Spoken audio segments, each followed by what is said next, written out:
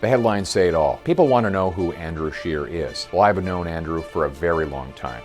In fact, we were both elected to Parliament on the same day, June 28, 2004. And if there's one thing I can tell you, it's this. Andrew Scheer should never be underestimated. Andrew's been constantly underestimated by pundits and so-called experts. They never gave him a chance. In Andrew's first election, he was up against a 30-year veteran NDP Member of Parliament. It was the general consensus that there was no way he could win, but he did. That was just the first example of Andrew beating the odds and proving all the pundits wrong. In 2011, Andrew decided to run for Speaker of the House of Commons.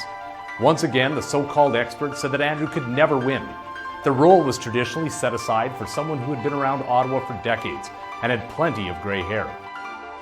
But Andrew became the youngest person ever to be elected the Speaker of the House of Commons. Upon me by choosing me to be your Speaker. Elected by his peers only 2 weeks after his 32nd birthday. He had proven the pundits wrong again. House of Commons procedure and practice. And of course, in 2016, Andrew decided to run for leader of the Conservative Party. Couldn't happen, said most commentators. After all, a former Speaker had never been elected the leader of a party. But after a long and grueling leadership campaign, Andrew defied the odds again, became the new leader of our party.